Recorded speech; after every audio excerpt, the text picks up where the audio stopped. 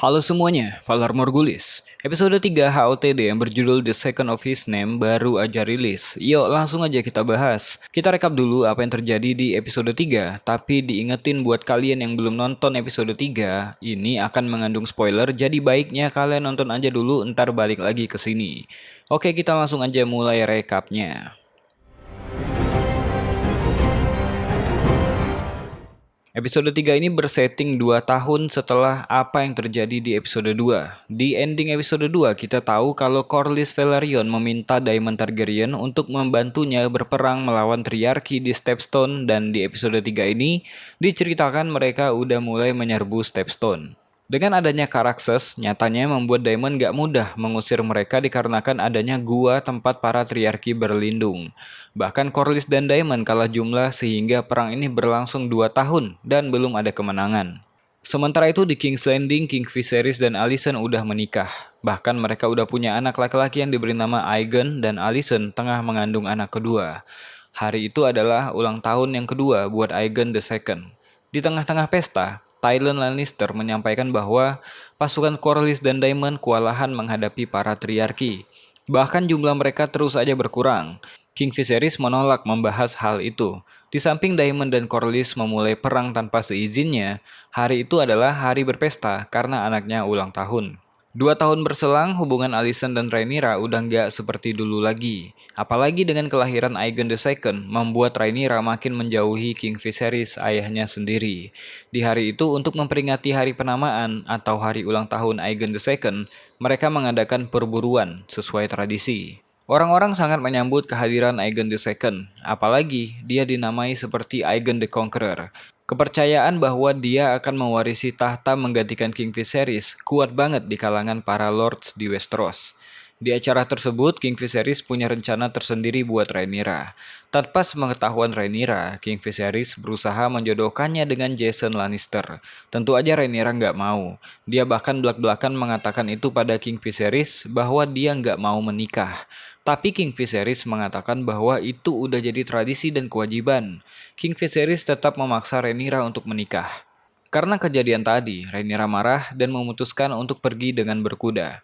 Sir Criston Cole yang melihat itu pun langsung mengejar Rhaenyra karena memang udah menjadi tugas dia melindungi putri raja. Disitulah awal kedekatan Sir Criston Cole dan Rhaenyra. Sir Criston gak cuma jadi Kingsguard tapi juga teman curhat buat Rhaenyra. Sir Criston juga mengucapkan terima kasih pada Rhaenyra karena berkat Rhaenyra, dia dipilih menjadi Kingsguard dan namanya akan tertulis di buku putih. Pembicaraan serius terjadi di antara Jason Lannister dan King Viserys. Setelah Jason Lannister memberikan hadiah berupa tombak yang terbuat dari emas pada King Viserys, dia mengatakan bahwa dia ingin menikahi Rhaenyra. Jason mengatakan Rhaenyra akan bertahta tanpa malu di Casterly Rock sebagai balasan karena udah kehilangan posisinya sebagai pewaris tahta jika Aegon II diangkat menjadi pewaris. Mendengarkan hal itu, King Viserys marah dan menganggap Jason menghina keputusannya karena memilih Rhaenyra sebagai pewarisnya, padahal klan Lannister udah bersumpah dan berlutut pada Rhaenyra. King Viserys menuduh Jason ingin memberontak dengan omongannya itu. Belum reda emosi King Viserys karena Jason, Otto malah menawarkan Rhaenyra dinikahkan dengan Aegon, cucu mereka berdua. Tentu aja King Viserys kesal karena di sana dia ingin berburu, bukannya ngomongin politik. Setelah Otto, giliran Lord Lionel yang memberi saran yang bisa dibilang saran untuk kebaikan kerajaan. Dia memberi saran bahwa jodoh terbaik untuk Rhaenyra adalah Laenor Velaryon. Alasannya, Laenor adalah keturunan murni Valyria. Di samping itu, dia adalah pewaris Driftmark dan bisa menyembuhkan sedikit luka Corlys karena Laena yang King Viserys tolak untuk dinikahi. King Viserys pun menganggap saran Lord Lionel yang paling masuk akal dari semua saran pernikahan yang datang padanya. Pada malam hari ketika Rhaenyra dan Ser Criston beristirahat, mereka diserang oleh babi hutan. Rhaenyra hampir diserang namun Ser Criston dan Rhaenyra berhasil membunuh babi itu. Di tempat terpisah, King Viserys mengatakan pada Alicent bahwa dia menunjukkan keraguan pada Rhaenyra sebagai pewaris tahta. Tapi ketika itu dia mabuk berat. Keesokan paginya, mereka berhasil mendapatkan seekor rusa jantan besar untuk dibunuh. Sebuah tradisi yang sering dilakukan ketika hari penamaan. Harapan mereka adalah mendapatkan rusa jantan berwarna putih atau white heart, karena itu merupakan pertanda baik. Namun yang mereka dapatkan adalah rusa jantan biasa. Justru Rhaenyra dan Ser Criston yang melihat rusa jantan putih di tempat terpisah. Tapi Rhaenyra melarang Ser Criston untuk membunuh rusa jantan itu. Setelahnya, Rhaenyra kembali ke perkemahan dengan membawa babi yang dia bunuh. Seakan-akan ingin memperlihatkan bahwa walaupun dia perempuan, tapi dia juga bisa berburu. Ketika kembali ke King's Landing, Otto mengatakan pada Alicent bahwa Aegon cucunya ditakdirkan untuk duduk di tahta Iron Throne. Menurut Otto, jika Rhaenyra mewarisi tahta, maka kerajaan akan hancur. Otto menyuruh putrinya untuk mengubah pikiran King Viserys mengenai siapa yang tepat untuk menjadi ahli warisnya. Ketika di kamar raja, Alicent membaca surat yang dikirim oleh Vaemon Velaryon, saudaranya Corlys. Di surat itu, secara tersirat dia mengabarkan kondisi perang Stepstone dan meminta bantuan dari King's Landing. King Viserys nggak mau mengirimkan bantuan dengan alasan harga diri, tapi Alicent meyakinkan bahwa The Crab Feeder harus kalah karena itu baik untuk kerajaan. Nggak peduli Corlys atau Daemon memulai perang tanpa seizin King Viserys.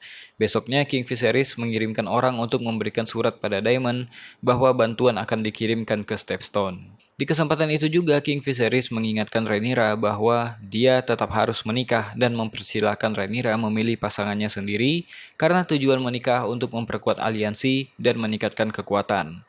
Di sana dia juga menekankan pada Rhaenyra bahwa dia nggak akan menggantikan Rhaenyra sebagai ahli warisnya dan King Viserys bersumpah atas nama Queen Aemma.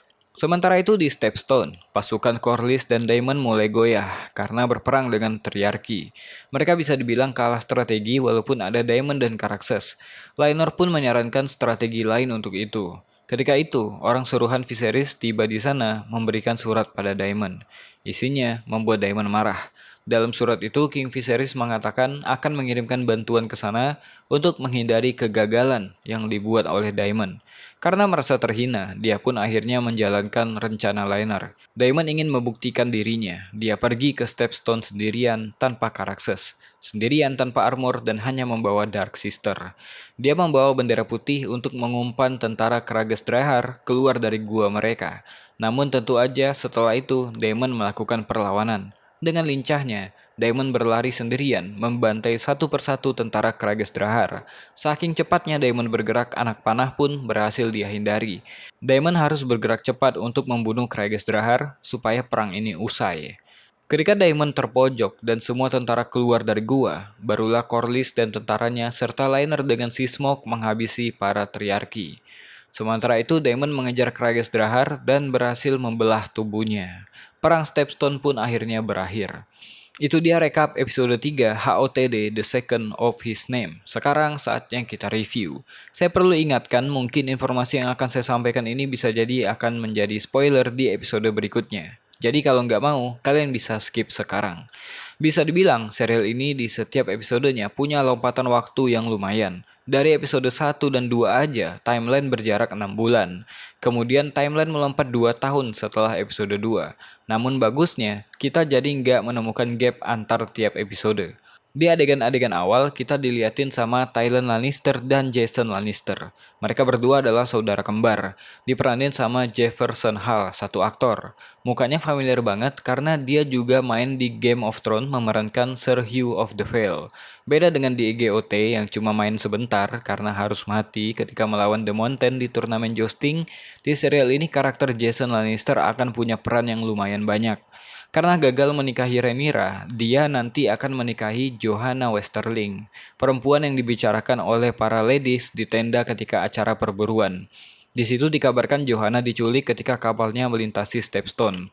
Kalau di episode 3 ini kita cuma mendengarkan namanya, kemungkinan di episode selanjutnya kita akan ketemu orangnya. Seperti yang kita tahu, klan Lannister adalah klan yang cukup kaya raya karena punya tambang emas di bawah Casterly Rock. Hadiah tombak yang diberikan Jason untuk King Viserys aja terbuat dari emas murni. Kedepan Jason Lannister akan memihak Queen Alicent. Nah, ngomong-ngomong soal Queen Alicent, walaupun dia udah memberikan anak laki-laki untuk King Viserys yaitu Aegon, tapi kita bisa ngelihat bahwa dia belum terdoktrin oleh Otto. Alicent masih berusaha memperbaiki hubungannya dengan Rhaenyra. Di episode 3 beberapa kali dia membela Rhaenyra di depan para ladies dengan mengatakan bahwa Rhaenyra lebih pantas jadi ahli waris daripada Daemon. Begitu juga ketika Alicent berbicara pada Otto. Ketika Otto ayahnya mengatakan bahwa Aegon harus menjadi ahli waris King Viserys, Alicent mengatakan dia nggak mau Aegon anaknya merebut hak kakak tirinya. Tapi tentu aja semakin sering Otto mendoktrinnya nanti, maka pemikiran Alicent akan berubah. Apalagi, ibu mana yang gak mau anaknya menjadi seorang raja. Ketika Sir Criston berterima kasih pada Rhaenyra karena memilihnya untuk menjadi Kingsguard, Sir Criston Cole mengatakan namanya akan tertulis di White Book atau buku putih, dan itu merupakan sebuah kehormatan tertinggi yang pernah didapatkan oleh House Cole. Buku putih atau White Book yang disebut oleh Sir Criston tentu aja The Book of the Brothers, sebuah tulisan tentang rekor para Kingsguard yang pernah melayani raja. Kembali di Game of Thrones, ada adegan di mana mereka membahas isi dari buku itu, yaitu ketika Joffrey membaca tentang Sir Arthur Dwayne dan Sir Duncan the Tall, atau ketika di season terakhir ketika Brienne of Tarth menuliskan tentang Jaime Lannister. 2 tahun berselang menjadikan Laenor Velaryon tumbuh begitu besar yang kayaknya kecepatan aja gitu. Dia udah tumbuh menjadi pewaris ayahnya dan punya kemampuan dalam menyusun strategi perang yang bagus. 2 tahun mereka berperang dan hampir kalah, sampai akhirnya berhasil menang berkat strategi bunuh diri yang dia pikirkan. Tentu aja itu nggak akan berhasil kalau bukan Daemon yang jadi aktornya. Di medan perang, Daemon dengan lincah maju sendiri dan berhasil survive ketika di waktu-waktu terakhir. Mental pejuangnya mengingatkan kita sama Jon Snow di Battle of Bastard. Daemon cuma ingin membuktikan pada King Viserys bahwa dia bukanlah pecundang. Karisma Daemon kuat banget di episode ini. Gak banyak ngomong, dia langsung action dan maju di garis depan. Bahkan ketika Vaemon meragukannya, dia tetap stay cool dan karismanya sebagai seorang warrior kelihatan banget. Di adegan perang Stepstone, kita juga diliatin The Sea Smoke, naga yang ditunggangi sama Leonor. Jadi total udah ada 3 naga yang muncul selain Syrax dan juga Caraxes. Lewat episode 3 ini saya makin kagum dengan desain produksinya yang mewah banget. Bisa dilihat dari kostum yang mereka pakai, armor, dan setnya yang mewah banget. Adegan perang Stepstone terasa singkat tapi tetap digambarkan secara epik dan berkesan. Episode favorit saya sementara ini.